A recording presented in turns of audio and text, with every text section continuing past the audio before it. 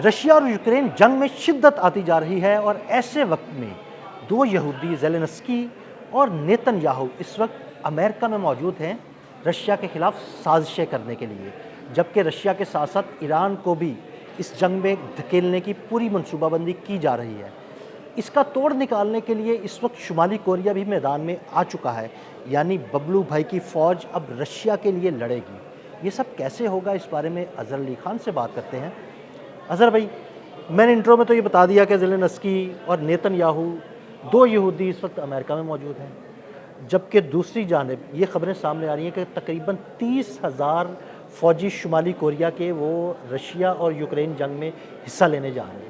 असल में रूस और यूक्रेन की जंग में शिद्दत आती जा रही है और अब यूक्रेन जो है वो उन जगहों पे हमले कर रहा है जहां वो पहले नहीं कर रहा था। मिसाल के तौर पे वो अब शहरियों को बराह रास्त निशाना बना रहा है रूस के अंदर, और इसीलिए अब ये जंग की आग जो चूँकि फैलती जा रही है तो इसमें नए प्लेयर्स दाखिल हो रहे हैं। और इसीलिए ज़ेलेंस्की ने एक इंटरव्यू में भी ये बात की, बहुत से मीडिया आउटलेट्स भी इसको कोट कर रहे हैं कि 30,000 के करीब नॉर्थ कोरिया के फ़ौजी अब रशिया की मदद के लिए आ रहे हैं और उसकी तरफ से जंग लड़ेंगे ज़ेलेंस्की की फ़ौज के ख़िलाफ़, यानी यूक्रेन के ख़िलाफ़। तो अब ये इस चीज़ ने बहुत ज़्यादा परेशान करना शुरू कर दिया। अब इसीलिए उसने महाज़ जंग को चूँकि वो फैलाना चाह रहा है नेतन्याहू, और वो चाह रहा है कि इसमें पूरी तरह ईरान को बिलवास्ता तौर पे कहीं ना कहीं वो इस पर अटैक कर सके ईरान के ऊपर, तो वो ईरान को खींच के ला रहे हैं इस तरह कि कैस्पियन सी में उसका एक जहाज़ तबाह कर देते हैं और फिर ये इल्ज़ाम लगाते हैं कि ये रशिया के लिए असलहा लेके जा रहा था और उसमें एक ईरानी शहरी की जान भी ले लेते हैं, उसको शहीद कर देते हैं। तो इसका मतलब ये है कि ज़ेलेंस्की इस वक्त पूरे पत्ते अपने खोल के जंग के लिए बैठ चुका है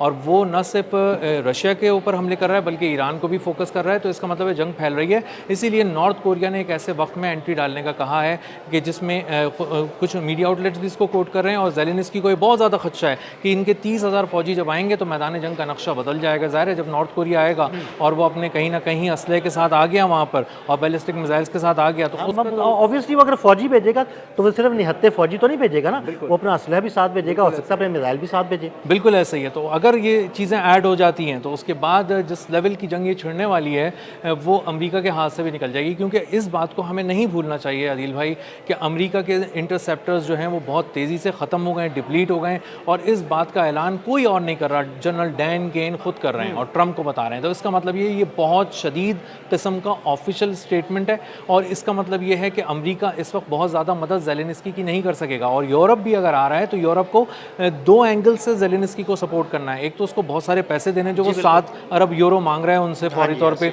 और इसी के साथ साथ उसको अपनी टेक्नोलॉजी के साथ असलहा देना है। तो यानी दोनों तरफ से पैसे लुटाने हैं, खर्च करने हैं।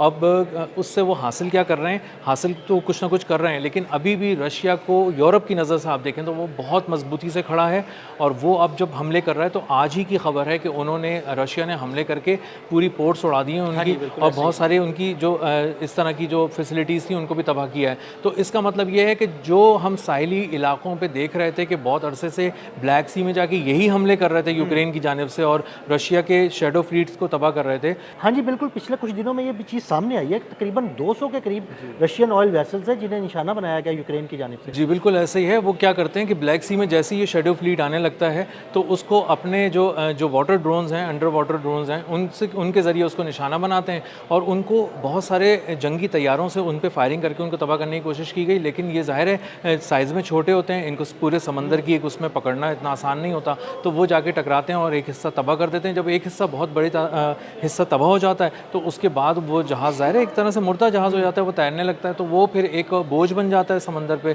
खुद रशिया के लिए भी। तो अब रशिया को अंदाज़ा हो गया है कि इनको भी वही चोट पहुंचानी है जो इन्होंने पहले पहुंचाई थी हम लोगों को, और इसीलिए वो एक नए अंदाज से अब हमले करने शुरू कर रहा है। इसीलिए हम तस्करा सुन रहे हैं मॉस्कीटो फ्लीट का भी, जो ईरान की तर्ज के हमले हैं वो भी शायद शुरू हो सकते हैं। और नॉर्थ कोरिया अगर इस जंग के अंदर आ गया तो ये एक नेक्स्ट लेवल की जंग होगी, क्योंकि बराह रास्त जब उसको चोट पहुंचेगी ज़ेलेंस्की को तो वो 2-3 तरफ आवाज़ें देगा। सबसे पहली आवाज़ वो देगा यूरोप को, दूसरी आवाज़ वो देगा डोनाल्ड ट्रंप को, तीसरी आवाज़ वो देगा नेतन्याहू को कि तुम्हारे कहने पे, तुम्हारे उकसाने पे मैंने इतनी जंग को फैला दिया, ज़रा जल्दी से मेरी मदद को आओ। और शुमाली कोरिया बराह रास्त उसको चिढ़ है इस वक्त इसराइल के नाम से। अच्छा, मेरा सवाल है कि जिस तरह यूरोप जो है वो यूक्रेन की मदद कर रहा है, उसके पीछे खड़ा है, अमेरिका उसके पीछे खड़ा है, नेतन्याहू उसके पीछे खड़ा है, दूसरी जानिब अगर शुमाली कोरिया के फ़ौजी 30,000 फ़ौजी रशिया आ जाते हैं और अपना असलहा या मिसाइल भी वो भेज देता है, तो क्या यूरोप और शुमाली कोरिया भी आमने सामने नहीं आ गए? बिल्कुल ऐसा ही है, यूरोप और शुमाली कोरिया आमने सामने आ जाएंगे। और इसमें आप एक नए प्लेयर की एंट्री सुने कि जो उनको वो कहना शुरू कर रहे हैं कि ये चाइना वहाँ सैटेलाइट के ज़रिए कुछ टेक्नोलॉजी के मैदान में रशिया की मदद कर रहा है, जहाँ रशिया की थोड़ी बहुत कमी रह गई थी।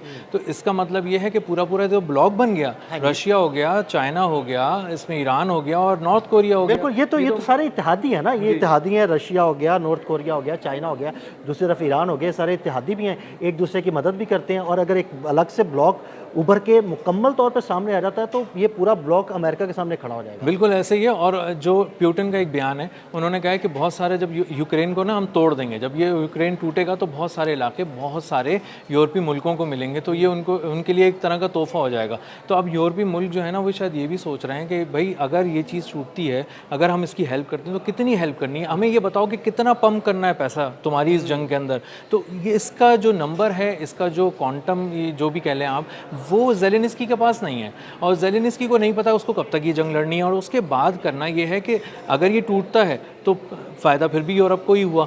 तो दोनों सूरतों में जो है वो यूरोप जो है वो किसी ना किसी तरह फ़ायदे में। एक तो वो नंबर 1 कि वो रशिया के सामने नहीं खड़ा हुआ, और नंबर 2 ये कि अगर कोई इस तरह की चीज़ होती है तो उसको कुछ इलाके मिलने वाले हैं। तो इसका मतलब ये है कि रशिया के साथ यूरोप बराह रास्त अब लड़ाई कर रहा है, अपने फंड्स दे रहा है, असला दे रहा है, टेक्नोलॉजी भी दे रहा है।